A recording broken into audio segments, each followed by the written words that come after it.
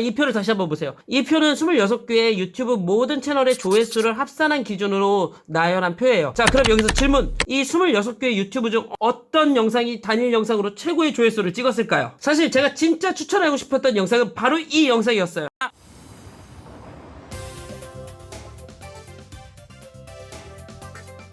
형님, 지난번에 한국 교회 유튜브에 대해 혹평을 하셨잖아요. 그 말을 듣고 대형 교회 유튜브를 보니 조금 안 좋아 보이더라고요. 채널 이름도 어렵고요. 뭐 그렇죠. 예를 들어 명성교회 농아부 채널 이름이 MSDAF인데 외부인들은 이 채널이 어떤 채널인지 알 수 없죠. 그리고 채널에 푸사 안 걸어놓은 것도 있고 또 어느 곳은 썸네일 디자인에 통일성이 없었어요. 외부인이 보기엔 중구난방의 느낌을 주고 있죠. 그럼 형님이 이때 말한 좋은 영상은 어디에 있는 건가요? 그럼 오늘은 지난번처럼 모두 가기가 아니라 교회 유튜브 중 추천해줄 컨텐츠를 한번 이야기해볼게요. 그리고 이것도 지난번과 같이 이 교회 설교 안 좋은데, 이 교회 목사님 신학적으로 무슨 문제 있는데, 이 교회 사회적으로 무슨 문제 있는데, 이런 부분은 다루지 않을 거예요. 제가 항상 말씀드리는 건 제가 언제 그 교회 갈지 몰라요.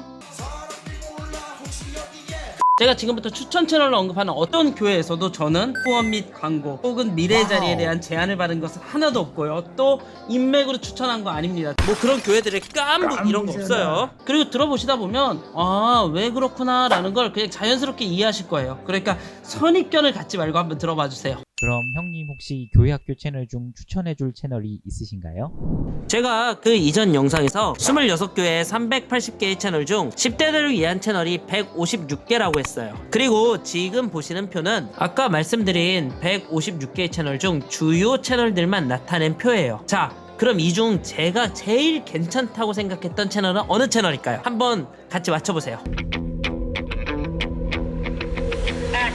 바로 명성교회 앤프렌즈예요. 이 이야기는 지난 영상에서도 잠깐 언급했던 이야기이긴 해요. 아시다시피 교회는 코로나19 이후 유튜브에 관심을 가졌어요. 그런데 이 채널은 코로나19 발병 이전인 2016년에 개설이 되었어요. 물론 앤프렌즈보다 일찍 개설한 채널들도 있어요. 그런데 앤프렌즈의 찐 특징은 일찍 개설했다는 것뿐 아니라 2019, 2020년도에 개설된 다른 채널들보다 퀄리티가 훨씬 좋다는 거예요. 뭐 예배 실학은 물론이고요. 이 채널에 있는 러브바이러스, 수수께끼 특공대와 같은 웹 드라마도 퀄리티가 굉장히 뛰어나요. 이 채널의 또 다른 장점은 교육부 채널을 하나로 모아놨다는 거예요. 제가 지난 영상에서 한국교회 유튜브의 아쉬운 점 중 하나가 같은 주제를 가진 채널들을 갈라놓았다고 이야기한 것인데, 이 채널은 유치, 아동, 청소년부 예배를 하나의 채널로 모아놨어요. 그러다 보니 썸네일, 영상 디자인이 통일되어 있고 또 조회수와 구독자도 한 곳으로 모인다는 장점도 있어요. 사실 이런 교회는 부서가 단순히 유치부, 아동부, 청소년부 이렇게 구분되어 있는 것이 아니라 아동 1부, 중등 2부 이런 식으로 엄청 많이 쪼개져 있어요. 그런데 이 다양한 부서를 하나의 교육 채널을 모은 것은 제가 봤을 때 훌륭한 선택인 것 같아요. 그런데 제가 이 채널은 지난번에도 한번 이야기했으니 교육부에 관련된 채널 하나를 더 추천해 볼게요. 제가 엠프렌즈처럼 쩐다고 생각했던 교육부 채널은 꿈의 교회 초등부 채널 교회학교 드림키즈였어요. 물론 이 채널도 지난 영상에서 보이는 라디오의 대표로 나온 채널이긴 해요. 그럼에도 이 채널을 추천하는 이유는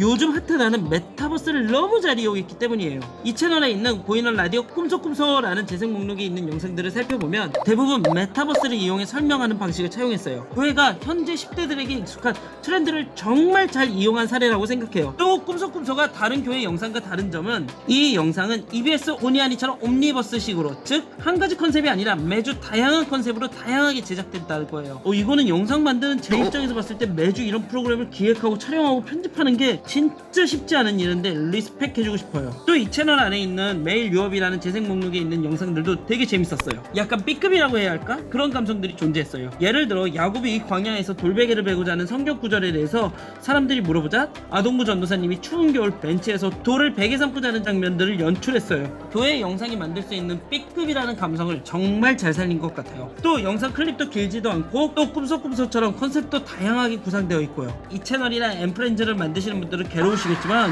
유튜버 입장에선 이 두 교회 교육부 채널이 정말 좋았어요. 교회가 투자를 많이 해야 좋은 영상이 나오는 것이라 할 수 있겠네요. 뭐 대부분은 그렇죠. 그런데 또 100% 그렇다는 건 아니에요. 명성교회 엠프렌즈 꿈의 교회 드림키즈는 인풋이 많이 들어갔잖아요. 그런데 지금부터 이야기할 영상은 인풋이 적게 들어갔지만 재미있게 봤던 영상이에요. 바로 영락교회 중등부 채널에 있는 놀게임 방송이었어요.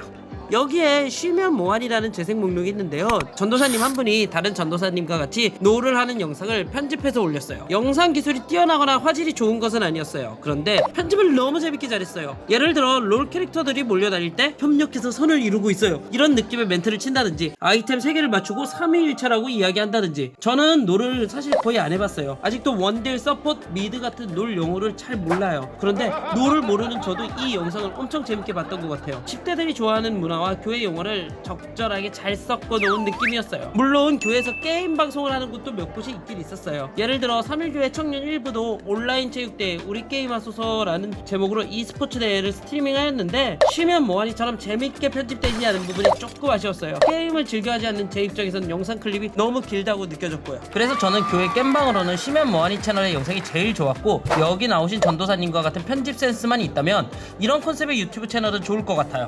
짱이다.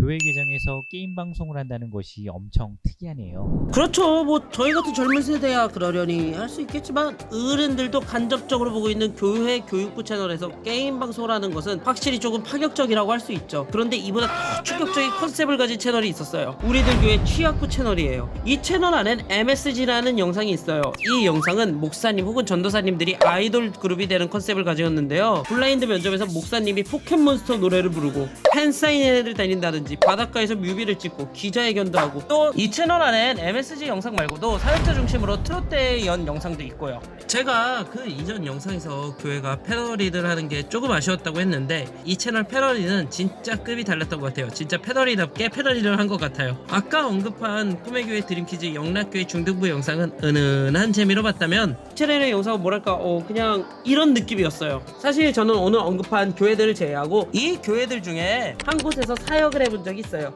모든 교회가 그렇진 않겠지만 이런 대형 교회들은 대체적으로 목회자분들이 점잖으시다는 것이 특징이에요. 그런데 그런 목회자분들이 이런 컨셉으로 영상을 찍었다는 게 사실 전도사 입장에선 충격 그 자체였어요. 망가지려면 확실히 망가져야 하고, 놀려면 화끈히 놀아야 한다는 것을 알려주는 채널이 우리들 교회 취학부 채널인 것 같아요. 이 외에 칭찬할 콘텐츠는 없으신가요? 그리고 진짜 중요한 거 이야기 못했네요. 이 표를 다시 한번 보세요. 이 표는 26개의 유튜브 모든 채널의 조회수를 합산한 기준으로 나열한 표예요. 자, 그럼 여기서 질문. 이 26개의 유튜브 중 어떤 영상이 단일 영상으로 최고의 조회수를 찍었을까요? 사실 제가 진짜 추천하고 싶었던 영상은 바로 이 영상이었어요. 그리고 저도 이 영상을 몇 차례나 돌려봤고요. 한국교회 영상 중 최고의 조회수를 자랑하는 단일 영상은 바로 오른교회 소속된 채널 다니엘 기도회에 올라온 영상으로 배우 이성경님의 찬양 영상이에요. 2021년 11월 기준으로 조회수가 약 420만 회를 기록하고 있죠. 참고로 분당 우리교회 이찬수 목사님 영상 중 가장 많은 조회수를 가진 것이 52만 회, 선한목자교회 유기성 목사님 영상 중 조회수를 가장 많이 가진 것이 45만 회인데, 이성경님의 영상은 이 모든 것을 압살하는 숫자죠. 저도 이성경님이랑 성경 공부 영상 한번 찍어보고 싶은데 그리고 하나 더, 이건 유튜브 채널이라 콘텐츠 추천이 아니라 온라인 교회에 관한 추천인데요. 바로 온라인 할렐루야 교회예요. 이 온라인 교회의 특징은 그 어떤 교회에서도 부사역자들의 채널을 교회 공식 홈페이지에 소개해준 곳이 없었는데, 이 교회는 부사역자들의 채널을 일일이 소개해주고 있어요. 뭔가 부사역자들을 키우는 교회? 이런 느낌을 주고 있어서 저는 굉장히 이 온라인 교회 홈페이지는 마음에 들었어요. 잠시만요, 형님. 온라인 교회가 무엇인가요? 코로나19 이후 몇몇 교회가 온라인 교회, 미디어 교회를 말하고 있는데 사실 저도 잘 모르겠어요. 그냥 이 온라인 교회들이 말하는 것들이 그 이전에 교적을 오프라인으로만 받았다면 지금은 온라인 교적도 받는다? 이 정도로밖에 저는 감이 잘 안 잡히고 있어요. 무엇보다 이렇게 교적을 온라인으로 받는 온라인 교회라는 것이 미자립 혹은 작은 개척교회에 피해를 주는 것이 아닌지도 한번 생각해봐야 될 문제일 것 같고요. 여기에 있어 몇몇 분들은 메타버스 시대가 오고 있으니 교회도 메타버스로 운영해야 한다고 하지만, 글쎄요, 제가 아직은 꼰대라 그런지 그게 가능할지 싶어요. 그리고 제가 실제로 아는 분 중에서 퍼피레드라는 게임에서 온라인 교회를 운영한 분도 계시고요. 그때 그분이 저한테 들려준 얘기가 있어요. 한번 잠깐 들어보실래요?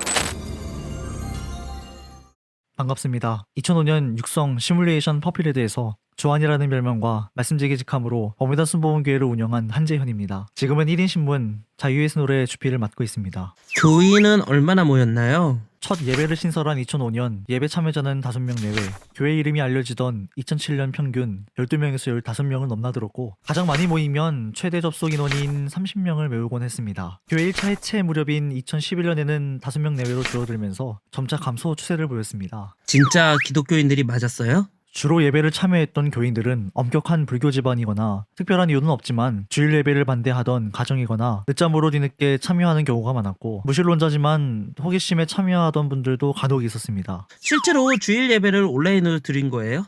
네, 예배만 해도 주일 오브 예배, 임마누엘 기도회, 다니엘 철야, 베드로 기도회를 진행했고 방학 중에는 아침 10시에 이른 예배, 추수감사절, 수능 당일에는 수능 기도회, 한 해를 마무리하면서 통구영신 예배를 하나님께 드렸습니다. 예배는 짧으면 15분, 길면 30분인데요. 새해를 맞이하면 영적 각성 기도 대성회라는 행사를 3일간 진행했습니다. 이게 설교만 1시간이었는데 지금 생각해보면 대단하죠. 끊임없이 타자를 1시간 이상 쳤다는 얘긴데 교회는 어떤 활동을 했나요? 결혼식이 가장 기억에 남습니다. 퍼필레드에서 가장 큰 교회였는데 나무 의자가 되게 멋스러웠어요. 당시에 188석이었으니까요. 그 의자에 앉은 30명에 가까운 사람들 사이에서 신부와 신랑이 등장하는 광경이 지금도 선명하죠. 또 자체적으로 신문사도 만들었고 방송국도 만들었습니다. 홈페이지까지 운영해서 예배 실황을 올려두면 홈페이지에서도 볼 수 있게 구현해놨습니다. 가장 힘들었던 순간은 무엇인가요? 2단으로 바라본 시각이 가장 컸습니다. 그 당시 저는 고등학교 1학년이었고 저 스스로를 목사로 칭하지는 않았습니다. 그래서 말씀지기라고 불러달라고 요청하기도 했고요. 문제는 멀리서 교회를 바라보던 사람들의 시각보다 내부에서 2단으로 바라본 시각이 견디기 어려웠습니다. 따라서 건물만 남겨놓고 신앙상담만 받았습니다. 그마저도 2016년 8월 19일 게임이 사라지면서 교회도 사라지게 됐습니다. 메타버스 유행이 부른데 온라인 교회를 운영해본 입장에서 완전히 온라인 세계가 지금의 교회를 대체할 수 있다고 생각하세요? 자고로 종교활동은 공동체 생활일 텐데요. 온라인은 육체라는 실존을 상당 부분 온라인으로 대처하다 보니 한계가 있으리라고 생각합니다. 교회 건물만 남겨놓고 신앙상담만 받던 시절입니다. 매일 밤 10시 넘어서 저 몰래 교회를 방문하던 분이 생각납니다.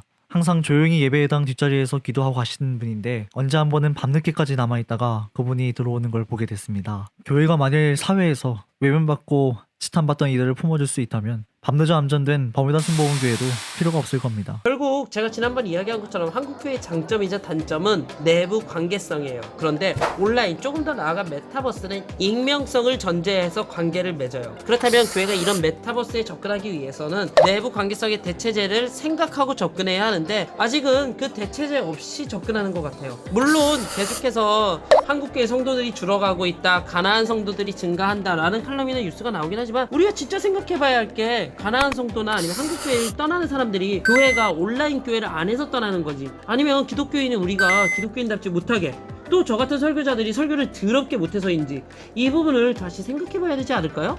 저는 이런 식으로 따지면 정답은 나온 것 같아요.